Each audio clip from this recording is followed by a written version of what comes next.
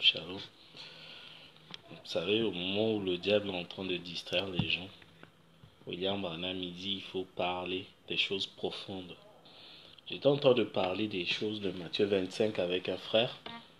On discutait sur les vierges folles et les vierges sages. Sauf que dans Matthieu 25, c'est l'enlèvement. Jésus il explique comment l'enlèvement devait avoir lieu. William Branham il explique aussi. Vous allez voir que Matthieu 25, les 5 vierges folles, c'est lié avec les 5 qui sont tombés dans Apocalypse 17, 10. Ce sont les mêmes, les églises dénominationnelles. Donc, ce qu'on appelle toutes les religions. Pourquoi 5? Déjà, pourquoi pas 6, pourquoi pas 7, mais pourquoi 5? Bon, on va d'abord commencer dans Matthieu 25. Jésus donne la parabole du royaume des cieux. Il faut savoir c'est quoi le royaume des cieux. Le royaume des cieux, William Branham, il explique, c'est la parole destinée à votre jour. Amen. Sauf qu'il y a un détail, il y a un frère qui a souligné, mais quand l'époux est venu pour enlever les vierges et sages, ils avaient déjà le Saint-Esprit. Vous voyez? Donc la condition pour que l'enlèvement puisse avoir lieu, tu dois d'abord avoir le Saint-Esprit. Or, des gens, ils disent que non, l'enlèvement avait déjà eu lieu avant leur naissance, quand William Branham était vivant. Je dis, mais si l'enlèvement avait déjà eu lieu, sauf que quand l'enlèvement a eu lieu, toi, tu dois avoir le Saint-Esprit. Mais là, sauf que tu as le Saint-Esprit après l'enlèvement. Ça ne se passe pas, donc tu es une vierge folle. Parce que les vierges folles sont parties chercher l'huile, qui est le Saint-Esprit, une fois que l'enlèvement est passé. Vous voyez? Pour dire que notre conception, avant, c'était pas vraiment la bonne. Avec le frère, là, on commençait à discuter. Donc, le royaume des cieux, c'est le message de notre jour, c'est les bandes et les brochures. Les vierges folles, c'est les vierges endormies. Donc, ils avaient une partie de l'huile. Donc, tous ils étaient les vierges sanctifiées. Tous ils ont écouté le message, le royaume des cieux. Sauf qu'il y a ils avaient juste une partie de l'huile et l'autre, ils avaient la totalité. Donc, c'est deux groupes de gens. Il y a une qui croit une partie de la parole. Ce sont des vierges folles. Donc, ils croient, elles sont sanctifiées, elles mangent, elles boivent pas, et fument pas, elles boivent pas, et regardent par la télé, courent pas derrière les femmes. Mais quand il s'agit de parler des choses qui donnent la vie éternelle, il prend une partie, il dit, mais ça là, on ne croit pas. Vous voyez? Par contre, les vierges folles, sages, ce sont des personnes qui croient toute la parole de Dieu, qui croient la totalité de la parole. Vous voyez, il y a deux groupes. Qui sont les vierges folles? Mais pourquoi les vierges folles n'avaient pas de l'huile? Là, le Messie, l'enlèvement, je vais vous expliquer comment l'enlèvement va se passer. C'est la discussion profonde que j'ai eue avec ce frère-là.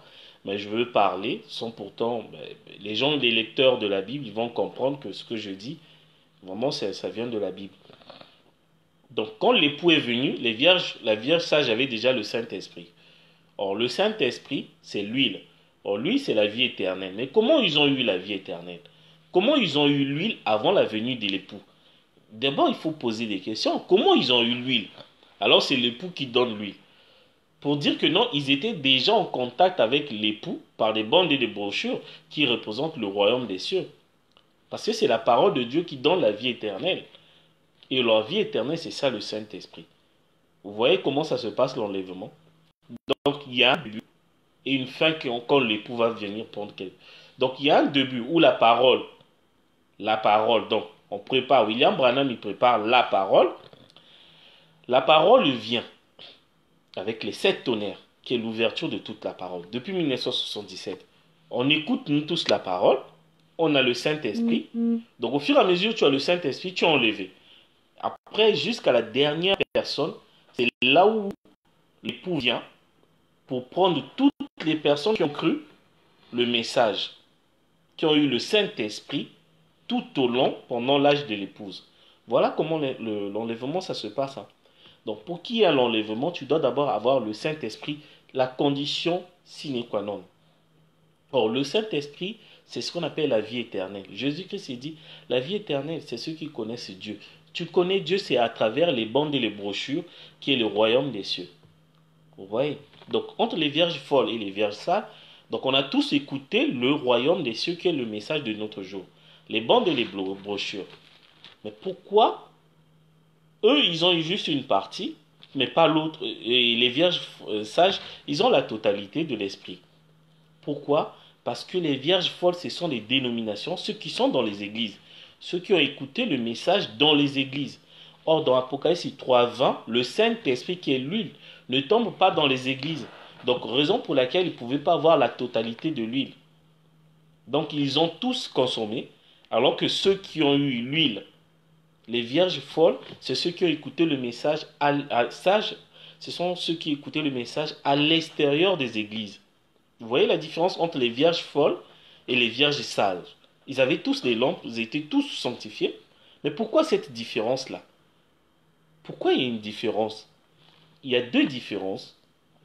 La première des choses, les vierges folles sont des dénominations. Et quand vous entendez dénomination, ce sont des églises qui portent les noms. Branham Tabernacle de Guigny, Arc-en-Ciel Tabernacle.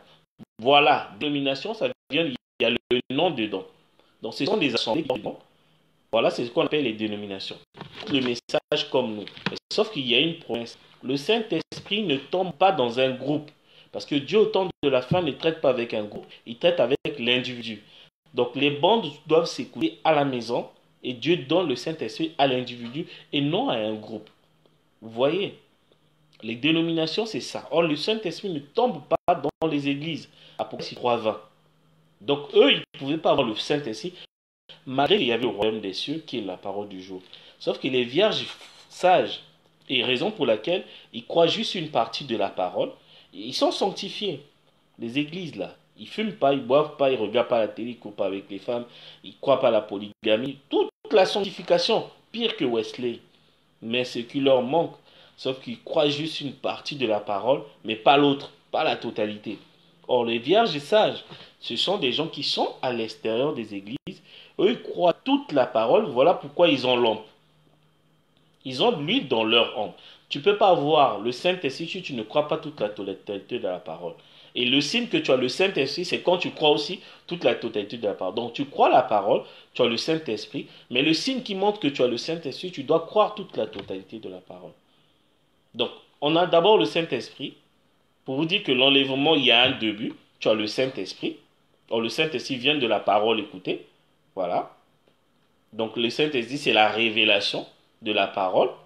Or, la foi vient de ce qu'on entend. Ce qu'on entend vient de la parole de Christ. C'est Paul qui le dit. Donc, la foi qui est la révélation, qui est la vie éternelle, vient de ce qu'on entend. Donc, on entend d'abord des bandes et des brochures. On a le Saint-Esprit. Au fur et à mesure, quand tu as le Saint-Esprit, tous les jours, les gens disparaissent. Jusqu'à la dernière brebis, c'est là où l'époux vient. Il vient prendre la dernière brebis. Et c'est là où on dit que l'enlèvement a pris fin.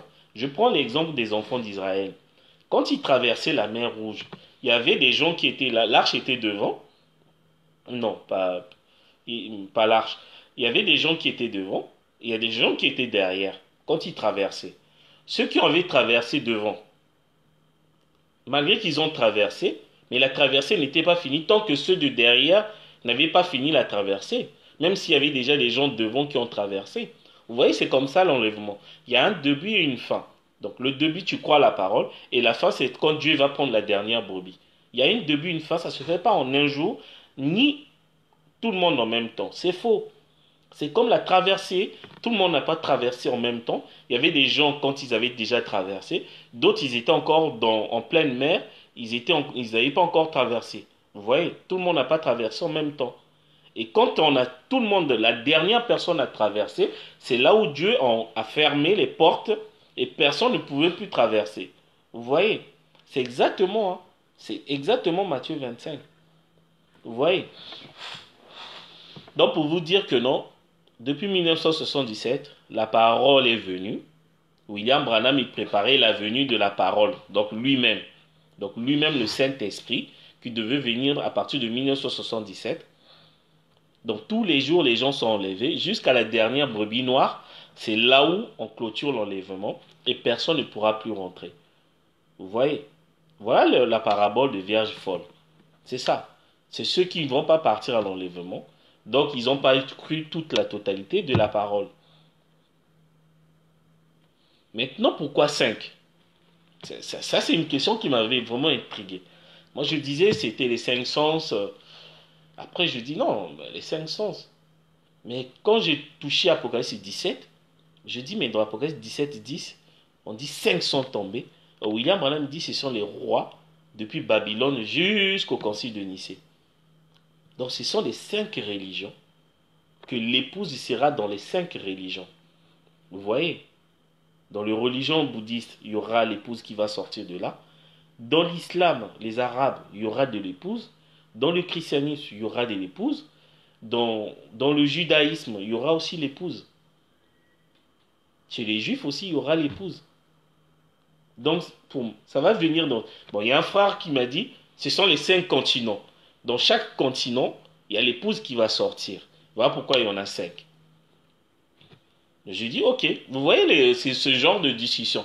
Je ne vous dis pas que ce que je dis est vrai. Je vous partage juste les discussions profondes que souvent on a des frères qui lisent la parole.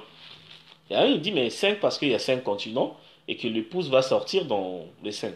Et moi, je dis, mais non, mais 5 parce qu'il y a 5 religions et l'épouse, il viendra dans chaque religion, le christianisme, l'islam, ils vont venir de là. Vous voyez, voilà. Après, il dit, mais les vierges folles, c'est les juifs aussi. Ouais. Mais est-ce que les juifs, ils vont venir dans toutes les religions? Est-ce qu'il y aura des juifs dans l'islam, dans le bouddhisme? Pourquoi pas? Dit, mais peut-être que ce sont des juifs qui sont dans les 5 continents et tout. Vous voyez, bon. On reste des questions en suspense comme ça. Que ce que moi, je trouve intéressant. Que je peux discuter comme ça avec des frères. Ça me fait plaisir de discuter avec des personnes pareilles.